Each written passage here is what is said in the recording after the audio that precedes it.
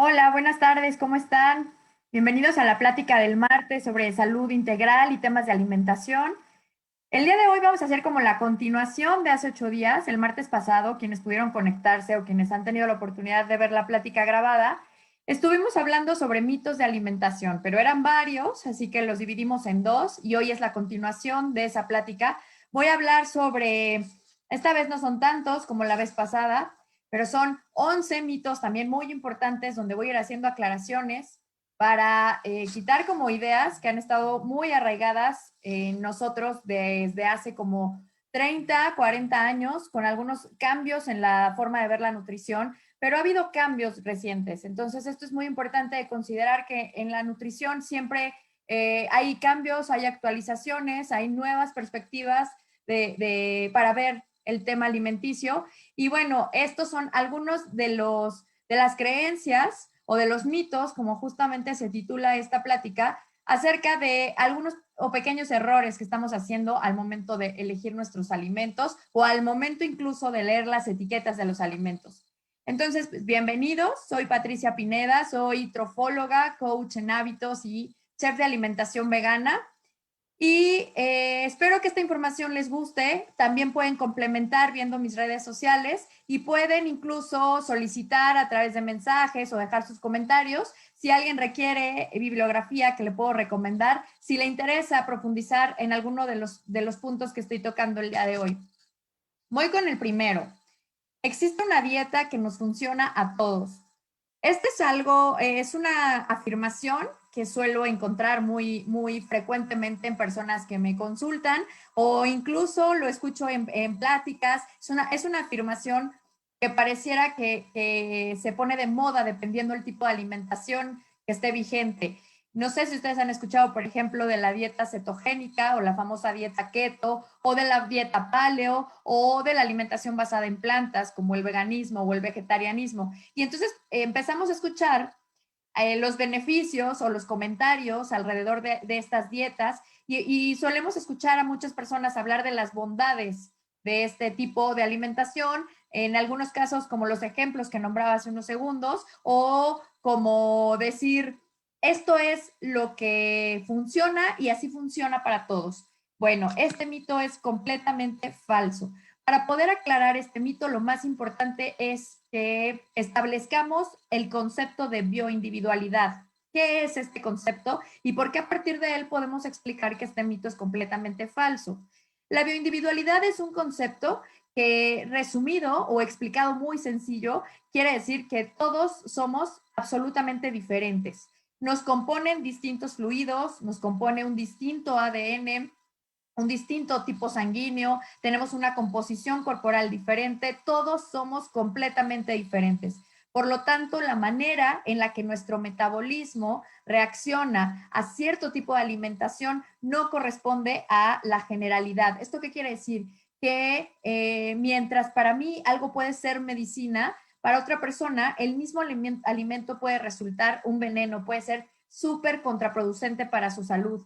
¿Qué es lo importante a considerar? Que siempre que me someta a un régimen alimenticio o siempre que decida armar mi dieta con base en alguna corriente alimenticia o con base en algún alimento que me sugieran, algún jugo que me recomienden, lo importante siempre es considerar que la manera en la que yo reaccione a ese alimento va a ser completamente diferente a la manera en la que puede reaccionar otra persona. Esto es muy común de encontrarlo, por ejemplo, en la jugoterapia. A veces podemos encontrar publicaciones o personas que nos suelen recomendar jugos, combinaciones específicas de jugos y hasta me asombra cuando les ponen algún nombre, por ejemplo, jugo para limpiar el colon o jugo para bajar de peso. Bueno, esto es un nombre meramente publicitario. En realidad el jugo no hace esto y esto lo expliqué en los mitos de los que hablé el martes pasado. En realidad esa combinación de ingredientes dentro de un jugo va a funcionar muy diferente en mi organismo como en el tuyo o en el resto de las personas que me están escuchando. Ese jugo hará en el cuerpo de determinada persona lo que esa persona pueda hacer con su sistema digestivo. ¿A qué voy con esto? A que mi modo de digerir también es completamente diferente y está condicionado, repito, por muchos elementos, desde mi herencia, es decir, mi ADN, desde mi grupo sanguíneo, desde la capacidad digestiva que tengo, incluso hasta de la sana flora intestinal que pueda tener. Entonces, aquel jugo que puede ser una bomba de beneficios para la persona que me lo recomienda, puede ser algo verdaderamente catastrófico para mí.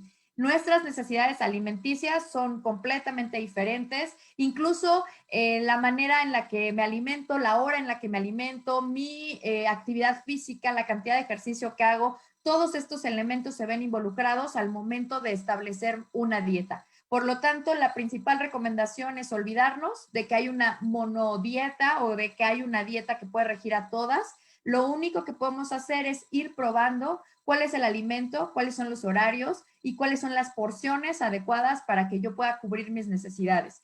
Este mito es muy común escucharlo, por ejemplo, en personas que recomiendan la dieta basada en plantas, que nos hablan de todas las bondades de las plantas. Sin embargo, he visto muchísimos pacientes mejorar de padecimientos al incluir la proteína animal. Y he visto otros, por lo contrario, mejorar de sus síntomas al quitar la proteína animal. Esto nos confirma una vez más que todos somos distintos y que no podemos regirnos por una sola dieta.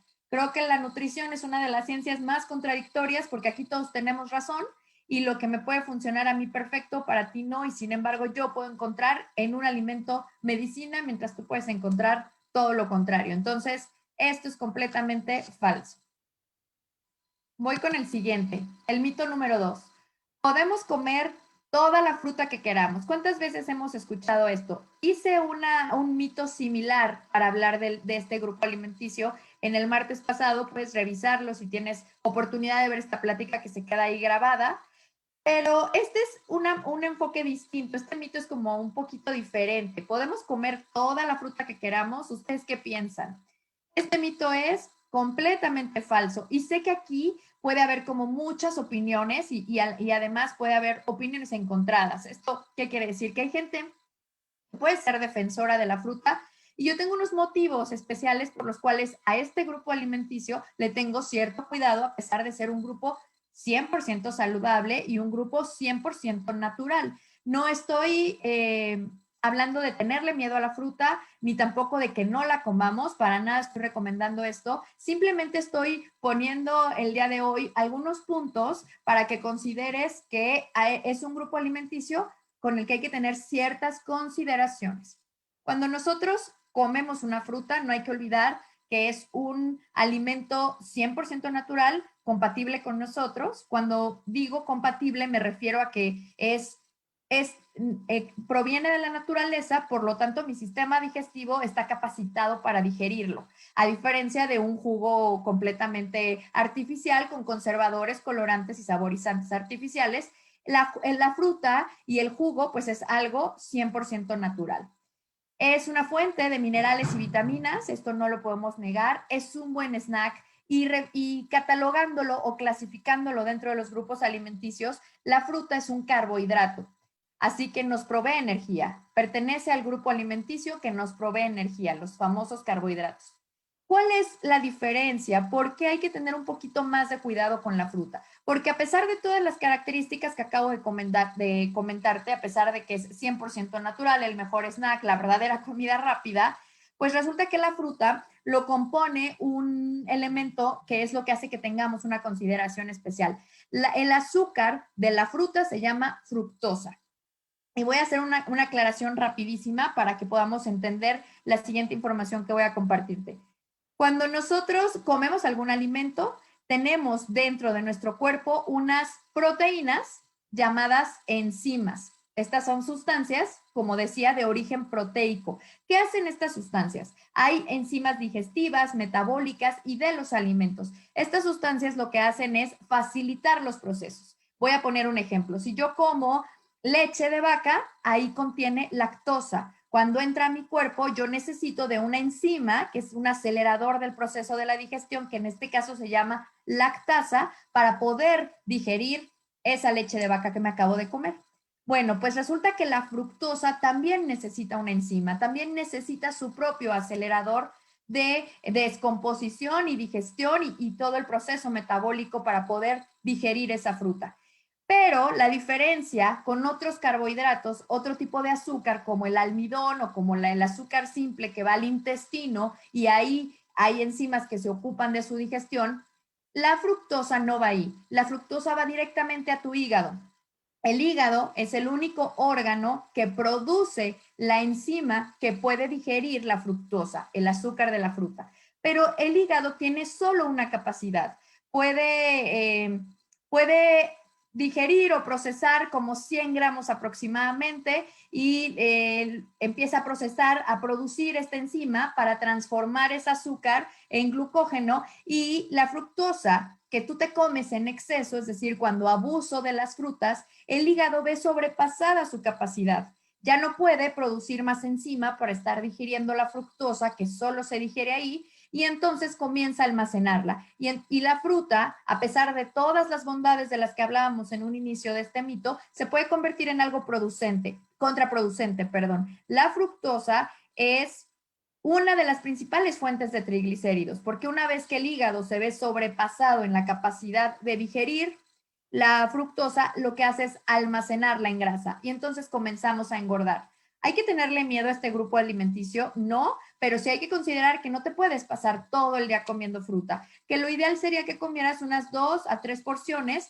Lo más recomendable es que lo hagas las primeras horas del día, no lo dejes por la tarde, que tenemos otra manera de hacerle frente a la fructosa y lo ideal es que la comas las primeras horas del día. ¿Es un buen snack? Sí, cómela completa, no la tomes en jugo, porque si la comes de manera completa, te estás acompañando esa fruta de minerales, vitaminas, antioxidantes y de fibra. Si lo haces de manera solo, o sea, extraída en un jugo, lo que va a pasar es que vas a tomar solo fructosa y recuerda que vas a sobrepasar rápidamente la capacidad de tu hígado. Entonces, la fruta, no toda la que queramos, no podemos pasar todo el día comiendo este grupo alimenticio. Voy con el mito número 3. La leche de vaca se suple con las leches vegetales. No sé si han escuchado de estas famosas lechadas que son a base de nuez, de semillas de girasol, de semillas de chía, de arroz, de avena, hay incluso de coco, por ejemplo. Son lechadas que son leches a base de ingredientes vegetales. No hay ahí ni leche de vaca ni ningún otro tipo de lácteo como yogur. Si lo has escuchado, este mito lo pongo aquí porque he escuchado en varias ocasiones que preguntan, entonces, como ya no tomas leche de vaca, lo suples con las leches vegetales. Bueno, este mito es completamente falso. Son dos grupos alimenticios totalmente diferentes, son características que nada tienen que ver una con la otra. Quienes preferimos tomar lechadas es porque buscamos el sabor cremosito que estamos evitando de los lácteos y lo hacemos a través de consumir leches de origen vegetal.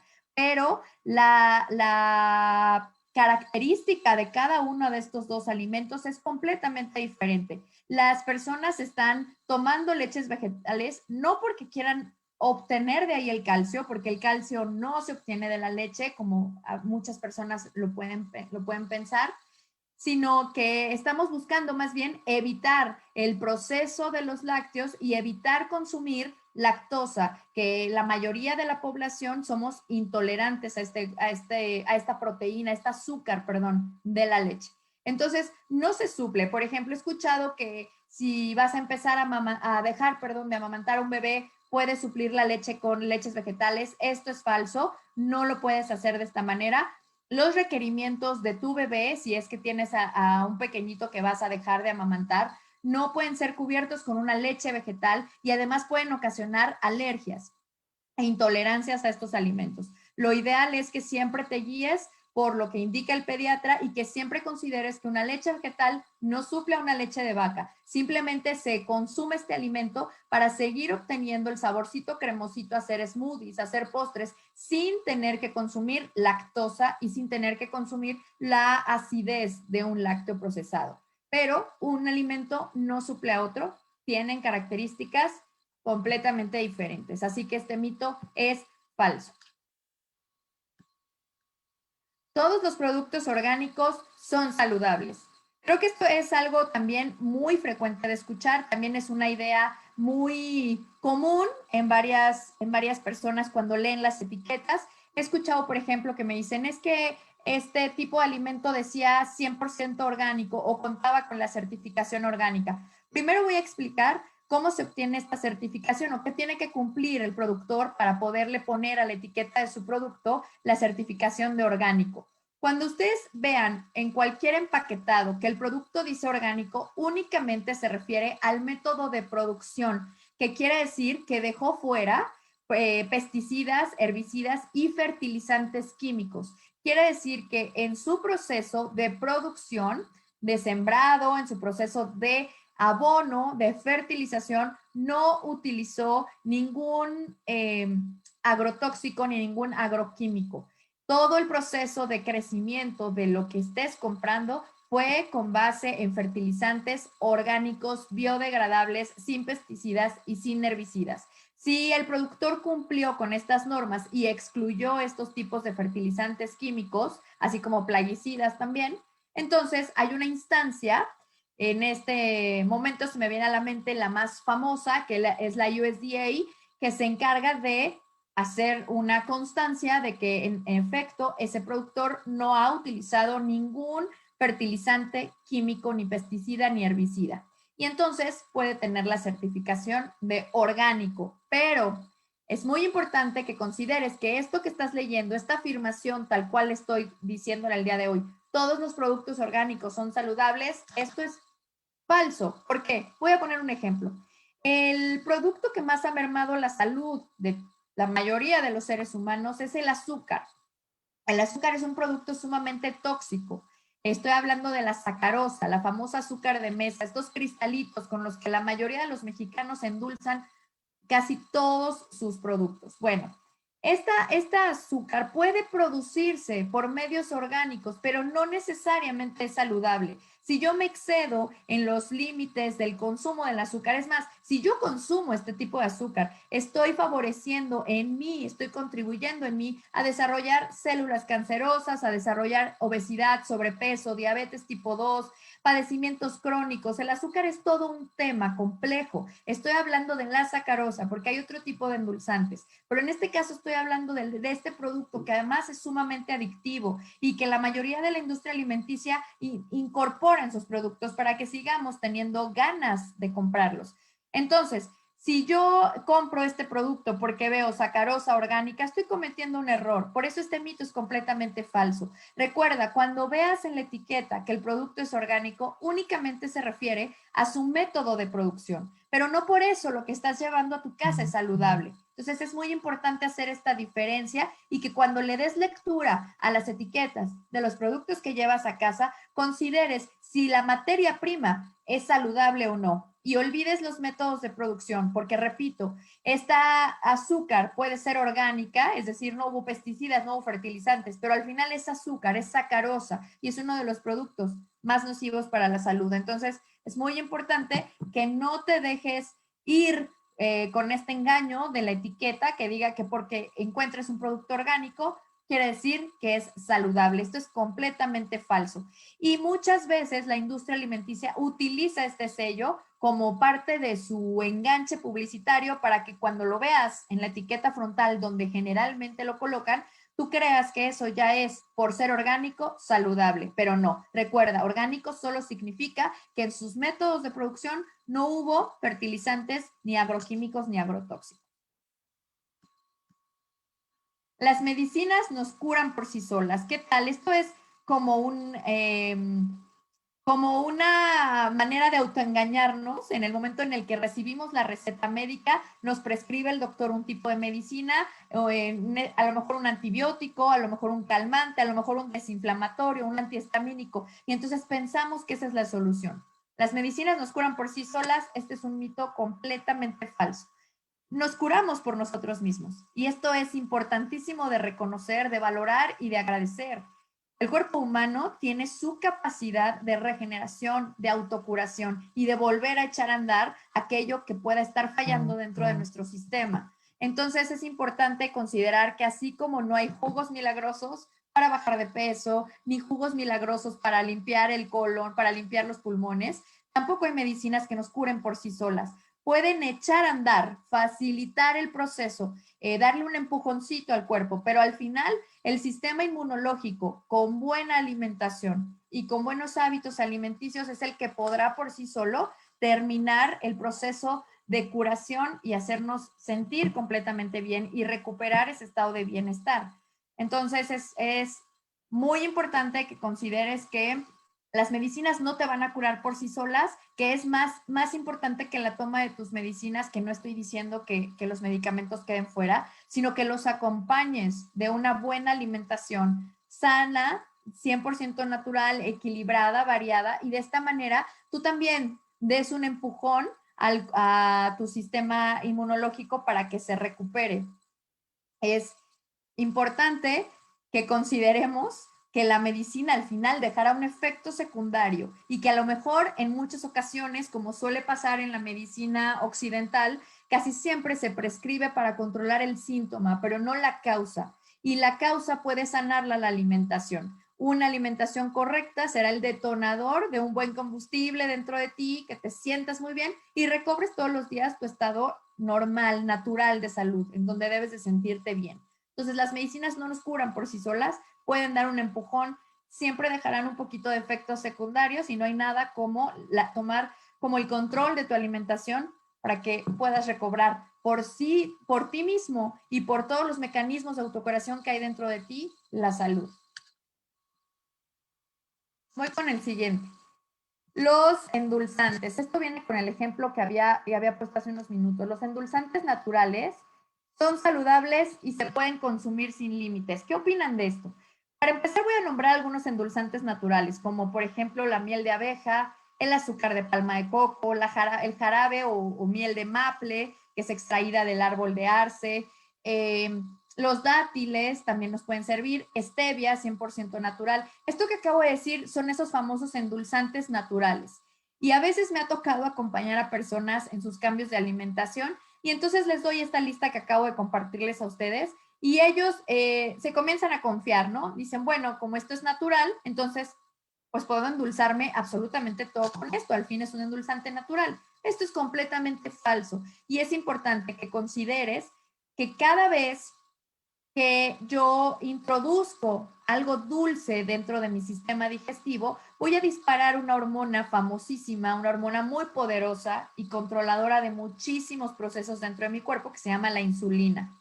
¿Qué hace la insulina? Pues esta es la hormona transportadora, es como una hormona estelar dentro de nosotros. La produce el páncreas, así que el páncreas juega un papel clave en nuestra nutrición y en la descomposición del azúcar.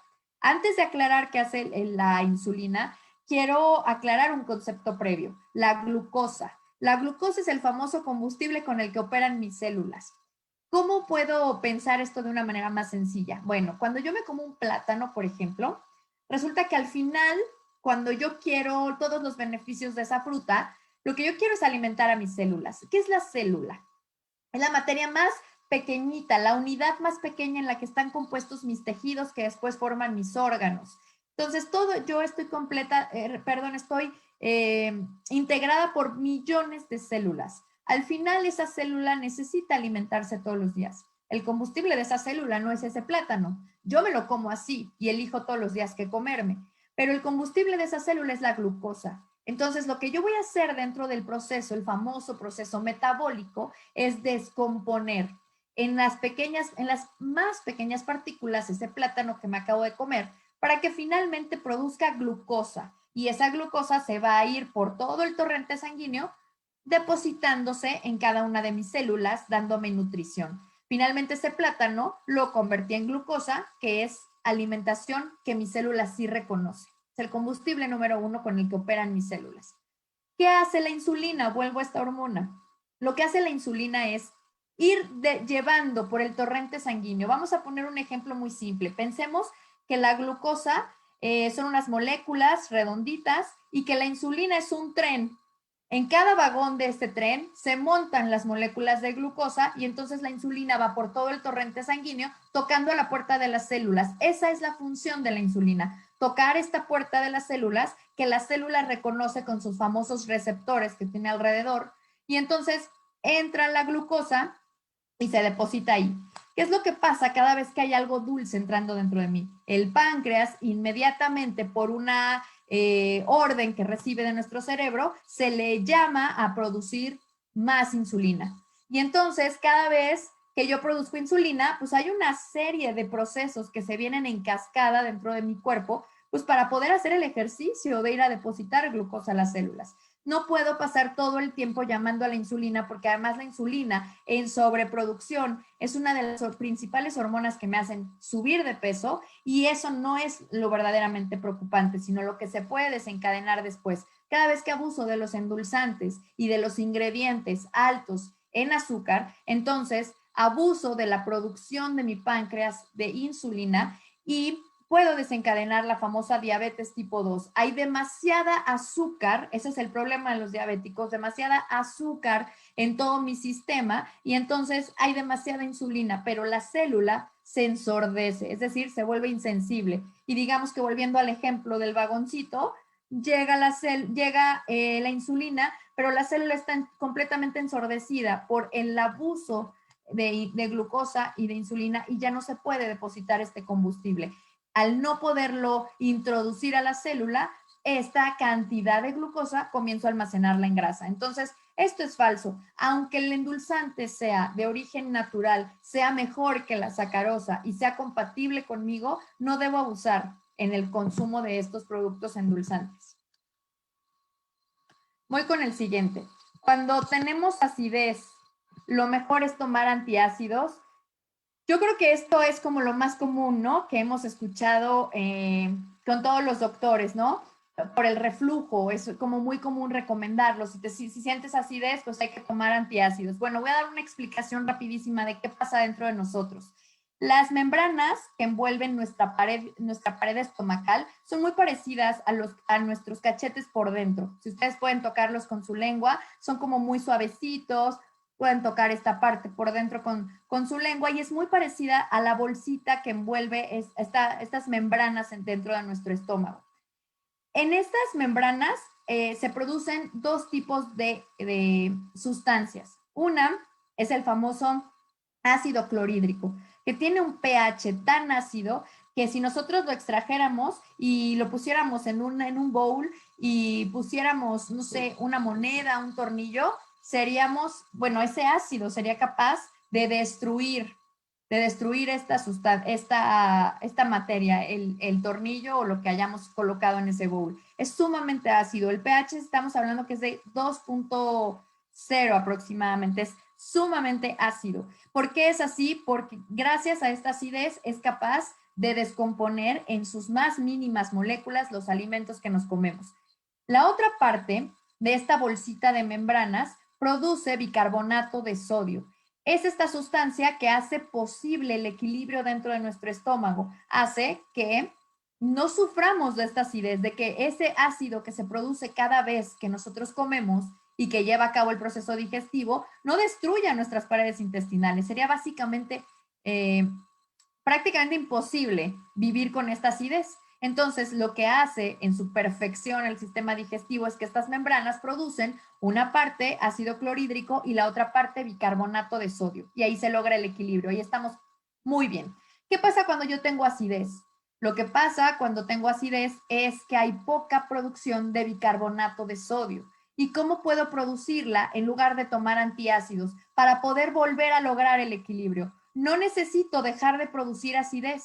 Y es lo que la mayoría de las veces pensamos. Por eso este mito es completamente falso. Cuando yo estoy sufriendo de acidez, lo más común es pensar, estoy produciendo mucho ácido clorhídrico y por eso tomamos los antiácidos. Pero esto no es así. No estoy produciendo más ácido, estoy produciendo menos bicarbonato de sodio. Entonces aquí lo importante es hacer dos cosas con las que va a bajar la acidez. Uno es que ese bicarbonato de sodio se produce a partir del agua con la que tomo. En cómo se descompone esa agua que es H2O, esa fórmula me permite dentro de mi sistema descomponer en bicarbonato de sodio. La mayoría de las personas que sufren acidez están sumamente deshidratados. Entonces, lo ideal es comenzar a tomar agua, pero aquí viene el segundo elemento que entra en juego para que aumentar mi producción de bicarbonato de sodio y es hacer respiraciones muy profundas y guiadas, porque a partir de el oxígeno que estoy inhalando en mis pulmones y a partir del agua es que estos dos elementos logran el aumento en la producción del bicarbonato de sodio. Así que antes de tratar de bajar los niveles de la producción de ácido clorhídrico, trata de elevar los niveles de bicarbonato de sodio a partir de tu correcta hidratación y de tu correcta respiración. Con estos dos elementos lograrás producir más bicarbonato de sodio, evitarás tomar el antiácido y no moverás tu producción de ácido. Al final, lo que está faltando ahí es producción de bicarbonato de sodio que logre equilibrar la cantidad de ácido que hay y con eso no sufras de acidez. Voy con el siguiente mito. El aceite de coco no es tan saludable como dicen. ¿Ustedes qué piensan? Esto también lo he escuchado muy frecuentemente. Hay muchas personas que me preguntan o se acercan a mí para saber con qué tipo de aceite es mejor cocinar. Bueno, el aceite de coco no solamente es un gran aceite para cocinar por las características que ahora voy a dar, sino por sus funciones. El aceite de coco es alimento puro para tu cerebro. Entonces, si quieres detener, frenar, prevenir trastornos neurológicos, el aceite de coco es no solamente la mejor fuente para cocinar, sino que es un gran suplemento al que todos deberíamos tener acceso. Media cucharadita de aceite de coco en tus alimentos o tomándola así será un gran combustible y suplemento para tu cerebro. Los aceites se pueden medir por lo largo que son sus cadenas orgánicas, hablando de sus fórmulas. Mientras más larga sea la cadena, más difícil es de degradar para el cuerpo. Esas se convierten en unas grasas saturadas. Pero ¿qué pasa con el aceite de coco? Si bien es una grasa saturada, pero tres de sus cuartas partes lo compone el ácido láurico, que es un ácido que lo convierte en la excepción a la regla. Y entonces se vuelve algo muy beneficioso para el cuerpo porque es antimicrobiano, antiviral, favorece la función de tu sistema inmunológico, pero repito, previene los trastornos neurológicos. Es un gran combustible para el cerebro. Hablando del momento de cocinar, la composición orgánica del aceite de coco lo vuelve el más estable, no convirtiéndose en una grasa saturada, sino en una grasa de fácil absorción, benéfica, 100% compatible. ¿Quiénes lo pueden consumir? Absolutamente todos. Lo puedes cocinar tus alimentos si es que el sabor a coco no te disgusta. Si el sabor a coco te disgusta al momento de hacer a lo mejor una pechuga asada o carne asada, entonces trata de incluirlo como un suplemento. ¿Cuál es el aceite de coco que no es nada beneficioso para el cuerpo? Es el que fue refinado. Si tú quieres gozar de los beneficios del aceite de coco, tanto en tu cocina como un suplemento, lo ideal es que comas el orgánico que no ha sido refinado. Y de esta manera encontrarás el mejor aceite para cocinar y un gran suplemento para tu cerebro. Voy con el siguiente mito. Los jugos pueden hacerse en licuadoras de alta potencia. ¿Qué tal? ¿Habían ustedes escuchado esto? Porque es muy común que ahora veamos en las redes sociales que están repletas de recetas de jugos, ¿no? Y algunos dicen licuados, algunos dicen smoothies, y entonces está como pues este dilema y las diferencias, cuáles son, cuándo me tomo un jugo, cuándo me tomo un smoothie, qué es, y sobre todo qué aparato voy a utilizar para obtener este jugo o este smoothie. Bueno, en primer lugar, este mito es falso. Los jugos, cuando solo estoy hablando de jugos, estos no pueden hacerse en licuadoras. Licuar significa moler. A una alta potencia voy a obtener un puré, un licuado, un smoothie, un batido, como dirían en otros lugares, pero no voy a obtener el jugo. ¿Qué es el jugo? El jugo es la extracción mediante un extractor, así se llama el aparato que voy a utilizar para obtener este líquido. Voy a extraer solamente vitaminas, minerales, antioxidantes y voy a separar del ingrediente que meta la fibra. Voy a poner un ejemplo. Si yo meto un pepino al extractor, voy a dejar la fibra separada que incluso va a caer en un contenedor y a ese sobrante se le llama bagazo. Voy a separar toda la fibra y voy a obtener el líquido que integra a ese pepino. Si yo meto el pepino a una licuadora con agua, no estoy separando absolutamente nada, simplemente estoy moliendo a una velocidad tan alta que me va a dar una consistencia de puré. Pero esto no es un jugo. ¿Y cuál es la diferencia? Cuando yo tomo un jugo, es porque únicamente quiero que en mi torrente sanguíneo haya circulando entre 15 o 20 minutos esas vitaminas, minerales, enzimas, antioxidantes que componen esa sangre o salvia que voy a quitarle al pepino o a cualquier otro ingrediente que introduzca al extractor. Ahora, ¿por qué los separo? ¿Cuál es la diferencia o por qué buscar un jugo y no un smoothie? La diferencia es que voy a quitar la fibra. La fibra de los vegetales se llama celulosa y la celulosa no tenemos capacidad para digerirla. Nutricionalmente, la fibra no nos sirve para nada, pero ¿por qué hay que consumirla y por qué se necesita todos los días en nuestra dieta? Porque la fibra es de suma importancia para lograr una excelente digestión y contribuir a nuestra salud intestinal. Lo que hace la fibra es permitir el correcto tránsito intestinal y la formación de las heces fecales a través de las cuales vamos a expulsar toxinas y restos de ingredientes de alimentos. Entonces necesitamos todos los días tener una ingesta correcta de fibra. ¿Qué pasa cuando yo me como el pepino completo? Siento mucha saciedad porque justamente mi intestino está haciendo todo lo posible por digerir la fibra, pero no lo sabe, no sabe que no puede y no la digiere. Al final de cuentas, no la logra digerir y la pasa por el tránsito intestinal, donde ahí hace su función clave y necesaria para todos los días, imprescindible. Hace el tránsito intestinal, contribuye a la salud de mi intestino y forma las heces fecales. Pero en lo que el intestino está tratando de digerir y de digerir la famosa celulosa, que es la fibra de lo que estamos hablando en este momento, entonces siento saciedad, porque está ahí tratando de hacer este trabajo. Cuando yo quito la fibra en un jugo, me estoy tomando solamente los beneficios que me puede aportar el ingrediente que haya metido al extractor. Y de esta manera reparto por mi torrente sanguíneo sin pasar por el intestino, o sea, es de manera casi momentánea, casi instantánea, que empiece a gozar de hidratación, de vitaminas, de minerales y de antioxidantes, porque no hubo fibra que estuviera deteniendo ese proceso y entonces los jugos inmediatamente pasan a mi torrente sanguíneo. La jugoterapia está basada en eso, en tomar solamente este jugo de los ingredientes y separar la fibra. Pero no quiere decir que la vas a quitar el resto del día, sino que después, durante toda tu dieta y lo que pongas en el plato a la hora de comer, desayunar o cenar, tiene que tener una ingesta correcta de fibra. Esto solamente es para gozar de beneficios específicos. La jugoterapia se basa en eso, en tomar el líquido que integra estos ingredientes. Por lo tanto, los jugos no pueden hacerse en licuadoras, esto es falso. Lo que vas a obtener en una licuadora es un smoothie, un licuado, un batido, pero no será el jugo. Para fines de jugoterapia necesitas un extractor y necesitas separar la fibra. Voy con el siguiente mito.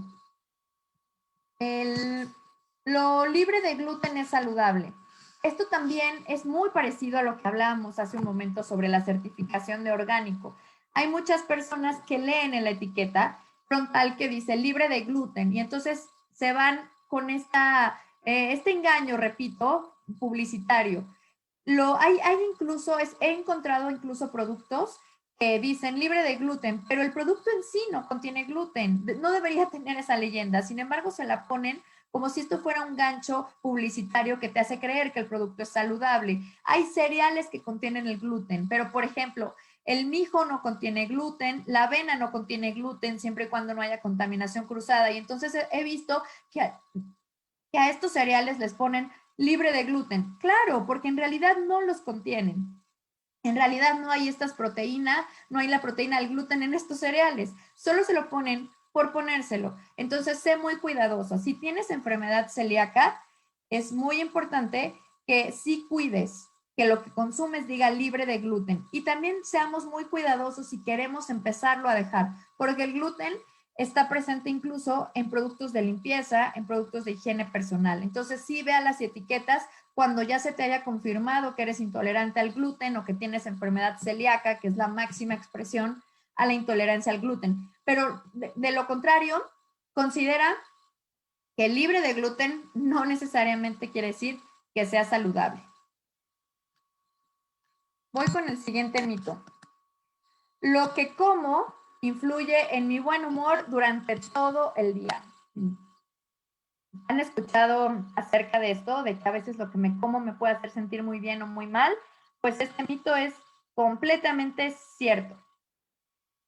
¿Has escuchado sobre la dopamina y la serotonina, por ejemplo, que son unos neurotransmisores que se producen en el cerebro, que tienen que ver con mi bienestar, con sensaciones de placer, de buen humor? Bueno, pues 70 a 80% de estos neurotransmisores se producen en el intestino. Se encargan de darnos un estado de relajación, de bienestar. Imagínate el impacto que causan en nosotros, en cómo nos sentimos, ya que cuando estos neurotransmisores pueden ayudarnos a estar tranquilos si están produciéndose de manera correcta, o por el contrario, pueden tenernos de mal humor si no hay niveles adecuados. Así que todo lo que decido comerme tiene que ver, influye en mi humor durante todo el día, por la simple y sencilla razón que los neurotransmisores cerebrales que me hacen sentir esto se producen en un 70 y 80% en mis intestinos. Así que claro que esto es cierto. Lo que como influye en mi buen humor durante todo el día.